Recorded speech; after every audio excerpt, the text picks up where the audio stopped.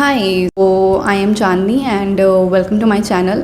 जो लोग नहीं जानते मैं बता देती हूँ। My name is Chandni and I am currently working as administrative officer in National Insurance. और मैंने बहुत सारे एग्ज़ाम्स क्लियर किए हैं, आप मेरी बायो को जाके चेक कर सकते हो।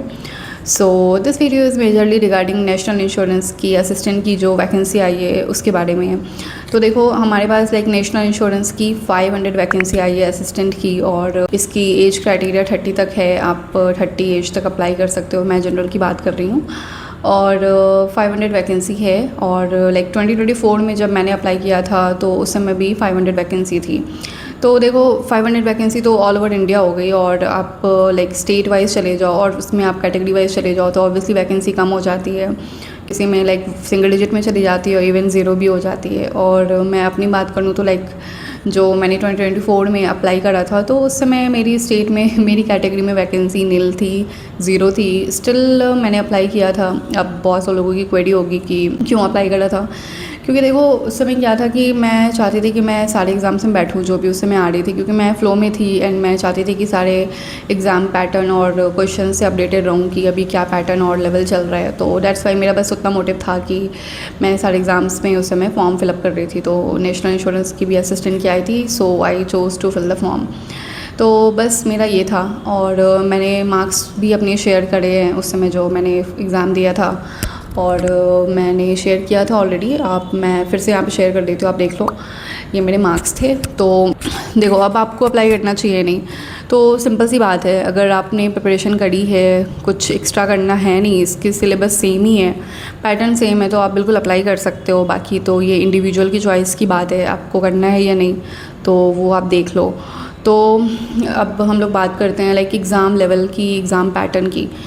एग्ज़ाम लेवल देखो IBPS क्लर्क लेवल से भी नीचे होता है, बिल्कुल इजी होता है एग्ज़ाम। मतलब इसकी कट ऑफ जाती है ऊपर, तो ऑब्वियसली आप अंदाज़ा लगा सकते हो कि लेवल नीचे ही होता होगा। तो एग्ज़ाम का लेवल बहुत इजी होता है, और स्पीड है, एक्यूरेसी है, और आपने प्रिपरेशन अच्छे से करी है तो बिल्कुल आप एग्ज़ाम बहुत अच्छे से दे पाओगे। तो एग्ज़ाम लेवल तो देखो इजी ही होता है। इवन मैं मेंस की बात करूँ तो एग्ज़ाम लेवल उसमें भी काफ़ी नीचे होता है कि लाइक आपको लगेगा कि आप PO का प्री दे रहे हो। तो एग्ज़ाम लेवल की तो मैं और क्या ही बताऊँ। और सिलेबस तो देखो सेम ही है। प्री में आपको क्वांट है, रीजनिंग है, इंग्लिश है, वही 100 क्वेश्चंस होते हैं। आपको 60 मिनट्स का टाइम होता है, 20 मिनट्स ईच है, ठीक है। और कट ऑफ ऊपर जाएगी ऑब्वियसली प्री की, क्योंकि एग्ज़ाम का लेवल इजी ही है। और मेंस की मैं बात करूँ तो वही आपके वही है, इंग्लिश है, क्वांट है, रीजनिंग है, और कंप्यूटर हो गया, GA हो गई, कंप्यूटर GA, हाँ। तो ये सारा आपके 5 सब्जेक्ट्स होते हैं। डिस्क्रिप्टिव होती नहीं सिंस क्लरिकल एग्ज़ाम है। LPT होगी आपकी अगर आपने मेंस क्वालिफाई कर लिया, और इंटरव्यू वगैरह तो है नहीं, तो ऑब्वियसली आपकी काफ़ी सारी चीज़ें कम हो गई। और देखो, आप अगर मुझसे पूछोगे कंप्यूटर कहाँ से पढ़ना है, तो देखो मैंने कंप्यूटर अरोड़ा सर से पढ़ा था।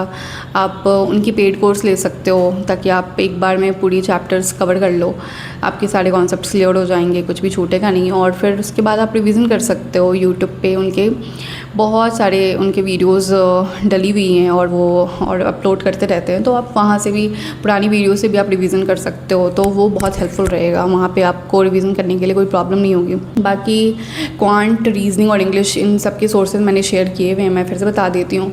मैंने क्वांट हर्षद सर से पढ़ा था, लर्निंग कैप्सूल करके उनका चैनल है यूट्यूब से।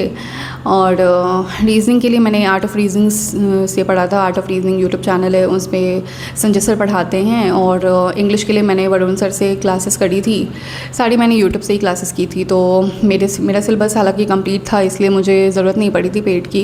हालांकि मैंने पेड भी लिया था, फिर भी मुझे टाइम नहीं बचता था, तो मैं यूट्यूब से ही सारी क्लासेस करती थी, वहीं से सारी प्रैक्टिस करती थी। तो मेरी सोर्सेज तो ये थे। बाकी GA का मैं कपिल काटपाल सर से करती थी, और शीतल मैम से करती थी। ये 2 सोर्सेज मैं फॉलो करती थी GA के लिए। तो बस लेवल इजी है, एग्ज़ाम का पैटर्न सब कुछ वैसा ही है जैसा कि आप बाकी के एग्ज़ाम्स के लिए लाइक बैंक के लिए पढ़ोगे, तो कुछ भी आपको एक्स्ट्रा करना नहीं है। कंप्यूटर भी आप RRB के लिए पढ़ोगे तो वो भी आपका यूज़ आ जाएगा इसमें। तो देखो, आप अब बात रही भरना है या नहीं भरना, तो देखो वही बात मैं फिर से बोलूँगी, लाइक ये इंडिविजुअल के ऊपर डिपेंड करता है कि आपकी क्या चॉइसेस है। एज क्राइटेरिया आपको 30 तक दे रखी है, तो बिल्कुल एक अच्छी अपॉर्चुनिटी है जिनकी एज लाइक क्लरिकल के लिए निकल गई है।